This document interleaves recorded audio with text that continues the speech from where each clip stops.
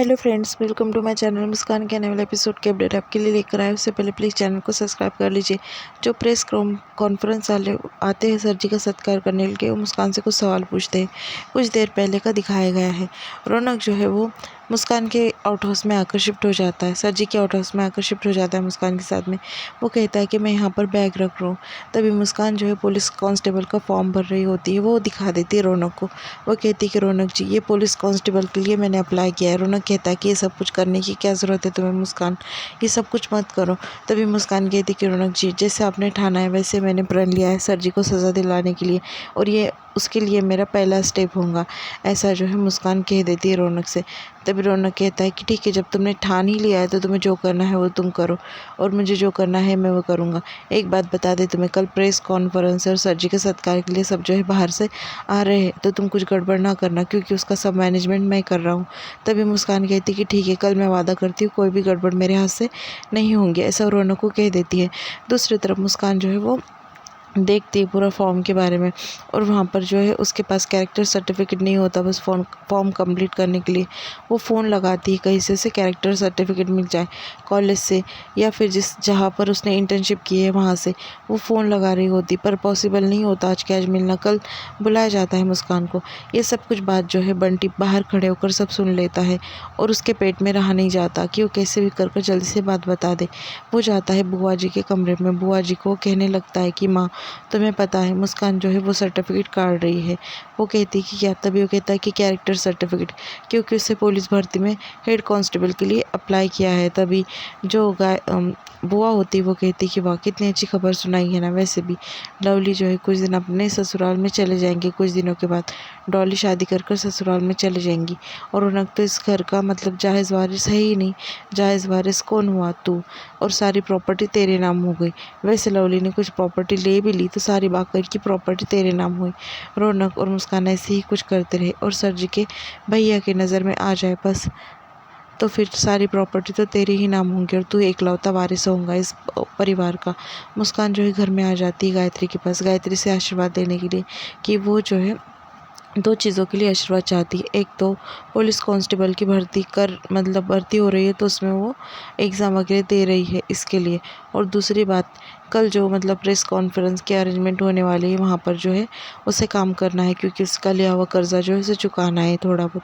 तभी गायत्री कहती कि एक बात के लिए मैं तुम्हें परमिशन दे दूँगी मुस्कान, पर दूसरी बात के लिए नहीं। तभी वो कहती कि किस बात के लिए माँ? तभी वो कहती कि तुझे जो कर्जा चुकाना है उसके लिए तू काम करना चाहती है, उसके लिए। और एक बात बता दूँ मुस्कान, कर्जा मेरे लिए लिया था ना, तो भूल जाओ चुकाने के बारे में।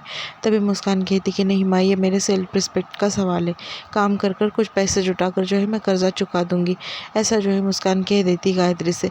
दूसरी तरफ वो कमरे में जाकर जो है सो जाती है, पर वो नीचे सोती है बिछाना डालकर। तभी रौनक वहाँ पर आ जाता है। मुस्कान को नीचे सोआ हुआ देखकर रौनक जो है मुस्कान को गोद में उठाता है और बेड पर लेटा देता है। फिर बाद में मुस्कान के करीब आने लगता है, उसे किस करने वाला होता है। तभी वहाँ पर जो है वो पुलिस भर्ती का जो फॉर्म होता है साइड में रखा होता है, वो देख लेता है। रौनक जो है पीछे हट जाता है। उसे सर जी के प्रति जो है फ़र्ज़ याद आ जाता है, और जाकर जो है नीचे सो जाता है। थोड़ी देर के बाद मुड़कर देखता है तो मुस्कान जो उसके बाजू में लेटी हुई होती है। फिर मुस्कान कहती कि ऐसे घूर घूर कर क्या देख रहे हो, सो जाओ चुपचाप। फिर बाद में रौनक जो है सो जाता है। वो कहती कि हर पल तुम्हारा साथ रहूँगी, वादा किया था ना। दूसरी तरफ मुस्कान जो है खाना बनाने का अरेंजमेंट ले लेती है कुछ पैसे के लिए, और वहाँ पर जो है रौनक आता है और बर्तन धोने लगता है। तभी मुस्कान कहती है कि ये सब कुछ करने की ज़रूरत नहीं है, मैं कर रही हूँ, ये मेरी ज़िम्मेदारी है।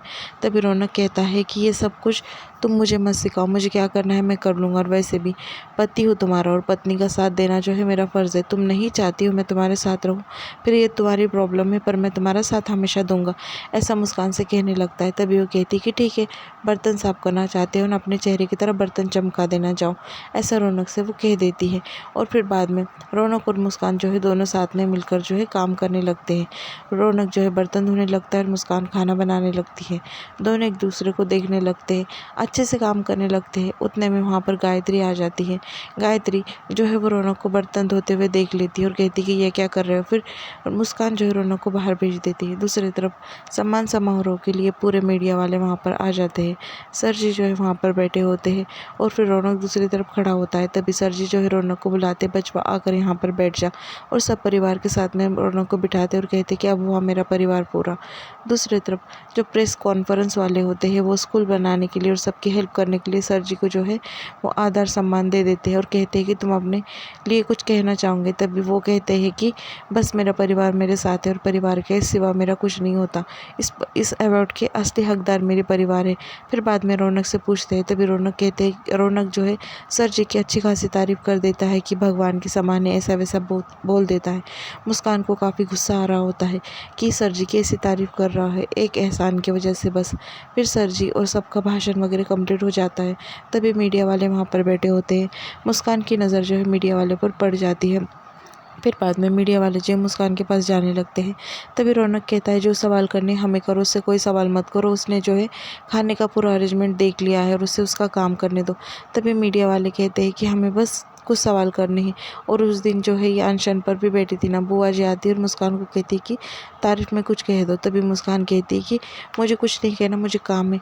पर मीडिया वाले जो है मुस्कान को काफ़ी फोर्स कर रहे होते हैं। फिर मुस्कान कहती है कि चलो अब इतना पूछ ही रहे हो मुझसे तो मैं बता देती हूँ।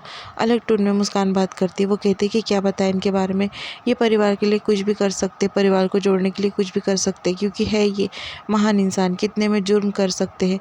और उसके साथ में जो जो किया है वो सब कुछ जो है वो बताने लगती है। मुस्कान चुप नहीं रहती। वहाँ पर सर जी जो है मुस्कान की तरफ देखने लगते हैं। बुआ जी जाते और गायत्री से कहती कि मुस्कान को रोको। तभी गायत्री कहती कि मैं कुछ नहीं कर सकती। और मुस्कान जो है काफ़ी कुछ सर जी के बारे में कह रही होती है, उन्हें बदनाम कर रही होती है कि उसने ऐसा किया वैसा किया, दुनिया की नज़र में महान बनते हैं, कोटा चलाते, ये सब कुछ बातें जो है वो कहने लगती है मीडिया वाले के सामने। फिर बाद में रौनक जो है वो मुस्कान को रोकने की कोशिश कर रहा होता है पर मुस्कान नहीं रुकती। बाद में रौनक को जो है वो सर जी का मतलब कैरेक्टर को ऊपर ही रखना रहता है, तो वो उठता है और कहता है, आ जाता है वहाँ पर। वो कहता है कि ठीक है, आप जानना चाहते हो ना इनके कैरेक्टर के बारे में, इनके कैरेक्टर के बारे में मैं बताऊँगा आपको। एक कोटे की पैदाइश को उन्होंने जो है इतना सम्मान दिया, सर का ताज बना कर रखा, इतना बड़ा काम किया, ये सब कुछ जानना है ना आपको। वो जो है पूरी रौनक सब सच्चाई बता देता है सर जी की, जो मतलब झूठी होती है पर रौनक को लगता है सच है, तो वो बता देता है कि उन्होंने ये सब कुछ किया, एक कोठे की लड़की को इतना जीवन दान दिया, ऐसे वैसे बात वो मीडिया वालों के सामने कह देता है। फिर बाद में मीडिया वाले पूछते हैं कि हम जो है पूरे शहर जानना चाहता है कि ये सर जी ने इतना बड़ा मतलब बलिदान किसके लिए दिया। तभी वो कहता है कि रौनक, तीरथ, राज सिंह, ये सब कुछ मेरे लिए किया है और मैं कोठे की पैदाइश था। रौनक जो है सारे मीडिया वाले के सामने अपनी सच्चाई खोल कर रख देता है। फिर मीडिया वाले एकदम हैरान होते हैं और रौनक को सवाल पे सवाल किए जा रहे होते हैं। वो कहते हैं कि जान गए हम। तभी रौनक कहता है कि अब जान लिया ना, और कुछ जानना है कि इनके कैरेक्टर के बारे में या कैरेक्टर सर्टिफिकेट के बारे में। तभी सब रौनक की तरफ देखने लगते हैं और यहाँ पर रौनक टूट जाता है और एपिसोड ख़त्म हो जाता है। Please subscribe.